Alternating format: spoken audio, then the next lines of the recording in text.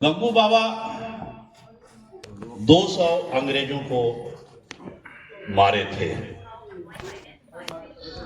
अंग्रेज उनसे इतने परेशान थे कि उस जमाने में 1856-57-58 के जमाने में, उस जमाने में अंग्रेजों ने 50,000 रुपया गंगू मेहतर को जिंदा या मुर्दा पकड़ने पर इनाम घोषित कर रखा था। एक भेदिया ने गंगू मेहतर को पकड़वा दिया और गंगू मेहतर को जब अंग्रेजों ने पकड़ा तो घोड़े में बांध करके पूरे कानपुर शहर में घसीटा गया गंगू मेहतर को, और अंत में चुन्नीगंज चौराहे पर नीम के पेड़ से लटकाकर उसको मार दिया गया। लेकिन इस देश के मनुवादी साहित्यकारों ने, मनुवादी इतिहासकारों ने गंगू मेहतर को इतिहास के पन्नों में स्थान नहीं दिया। सोशल मीडिया के जमाना है, धन्य है सोशल मीडिया की इस दौर में हम लोग गंगू मेहतर को जान रहे हैं। और आज से 10-12 साल पहले गंगू मेहतर की एक तस्वीर मुझे मिली थी। भारत सरकार के सूचना और प्रसारण विभाग के पत्रिका में वो छपी थी और वह तस्वीर आज भी मेरे पास है। कैसे उनको फांसी दी जा रही है और कैसे एक अंग्रेज जेलर और डॉक्टर वहां उपस्थित है और डॉक्टर टाइम देख रहा है। गंगू मेहतर 1858 में उनको फांसी दी गई और उसी के कानपुर के बगल में एक और जिला एटा है, वहां भी मेहतर समाज के एक क्रांतिकारी को अंग्रेजों ने फांसी दी। मेरठ में महावीरी बाई देवी को भी अपने ललाट पे लगाने का काम किया था और यह संकल्प लिया था कि बबन रावत कानपुर के चुन्नीगंज चौराहा पर जब तक अमर सेनानी गंगू मेहतर का स्टैचू नहीं लगवाएगा तब तक चैन से नहीं बैठेगा। और मैं आपको खोलकर बता दूं, मैं भाषण नहीं दे रहा हूं, अपनी बात बता देता हूं। मेरी नीति है दो और लो।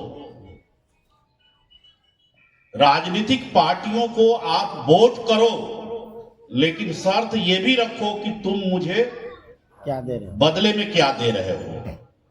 मेरी नजर में ना कोई पार्टी सांप्रदायिक है, ना कोई पार्टी धर्मनिरपेक्ष है। सारी की सारी पार्टियां अवसरवादी हैं। तो अवसरवादी पार्टियों को ब्लैकमेल करने के लिए हम लोग क्यों नहीं अवसरवादी बने? हेलो, सही बात। समाज के लिए अवसरवादी नहीं। समाज में और बबन रावत में लड़ाई हो तो बबन रावत हारना पसंद करेगा, लेकिन राजनीतिक दलों में और बबन रावत में लड़ाई होगी तो राजनीतिक दलों को बबन रावत पछाड़ना पसंद करेगा।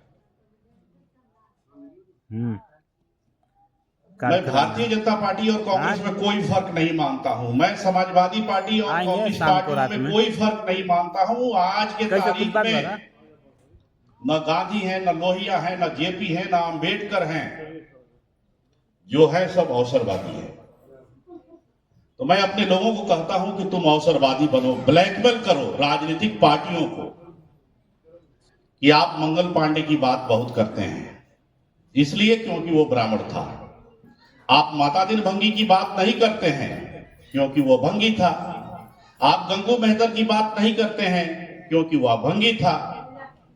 लेकिन एक बात तो आप करते हैं ना, आप राष्ट्रीयता की बात करते हैं। तो राष्ट्रीयता की लड़ाई लड़ने में माता दिन भंगी और गंगू मेहतर का नंबर 1 स्थान है। आपने हमारे महापुरुषों के स्टैचू कहां बनवाया?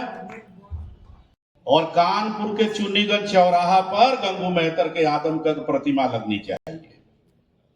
मुझे आश्वासन दिया गया कि आपकी बात को हम लोग आगे बढ़ाएंगे और कहा कि मैं 2 नवंबर को कानपुर में हजारों हजार सफाई कर्मचारियों का सम्मेलन करने जा रहा हूं। उसमें माननीय मुख्यमंत्री योगी जी का समय चाहिए। तो मंच पर आपका भाई बबन रावत यह मांग करेगा कि उत्तर प्रदेश की सरकार 1857 के अमर सेनानी गंगू मेहतर, जिनकी शहादत का इतिहास इस कानपुर की धरती से जुड़ा है, उनकी आदमकद प्रतिमा चुन्नीगंज चौराहे पर लगाया जाए और हम ये भी मांग करेंगे कि उत्तर प्रदेश सरकार के टेक्स्ट बुक जो है,